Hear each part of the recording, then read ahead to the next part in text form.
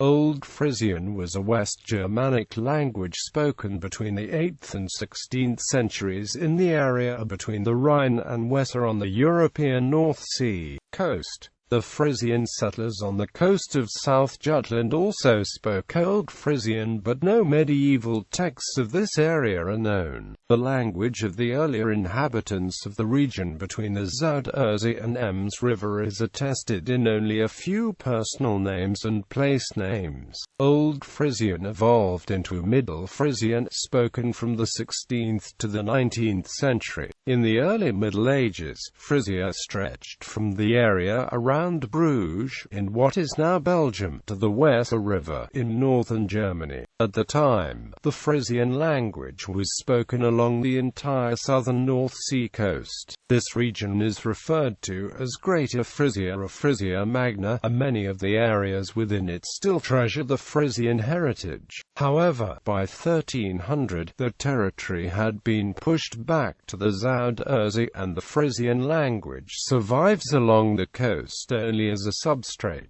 The people from what are today northern Germany and Denmark who settled in England from about 400 onwards came from the same regions and spoke more or less the same language as the people who lived in Frisia. Hence, a close relationship exists between Old Frisian and Old English. Phonology. Early sound developments. Generally, Old Frisian phonologically resembles Old English. In particular, it shares the palatalization of velar consonants also found in Old English. For example, whereas a closely related Old Saxon and Old Dutch retain the velar in dag, Old Frisian has dei and Old English has dag. When followed by front vowels, the Germanic k changed to a t sound. The Old Frisian for church was Zuiderzee. In Old English it was Cerise, while Old Saxon and Old Dutch have the unpalatalized karika. Another feature shared between the two is Anglo-Frisian brightening, which fronted a to e under some circumstances. In unstressed syllables, o merges into e and I into e as in Old English. The Old Germanic diphthongs *I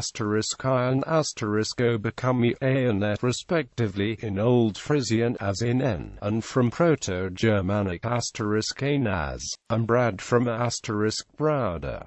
In comparison, these diphthongs become I and each in Old English, and I and O in Old Saxon. The diphthong *U generally becomes Iowa, and Germanic *U is retained. These diphthongs initially began with the syllabic I, but the stress later shifts to the second component, giving to Iowa a U. For example, th and ud from Proto-Germanic ** thudo and *cludas.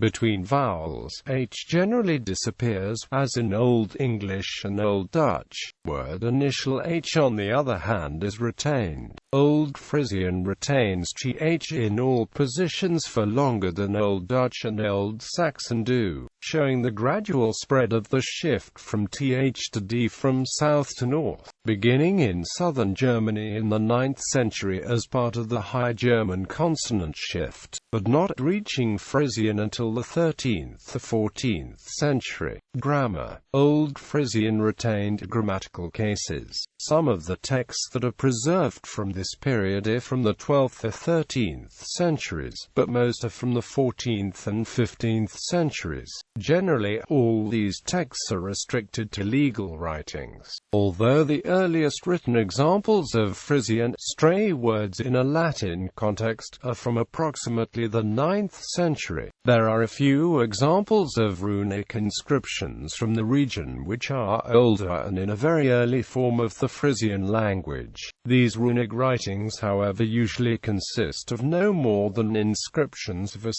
few words, corpus. There are some early Frisian names preserved in Latin texts, and some runic inscriptions, but the oldest surviving texts in Old Frisian date from the 13th century, in particular official and legal documents. They show a considerable degree of linguistic uniformity. Westeremden Stick, Phone LRA Frasina Freedom, Hunsigo MSSH1 H2 10 Commandments 17 Petitions, Laundry Act. That Fresca RIIM. Skeltana React Law Code.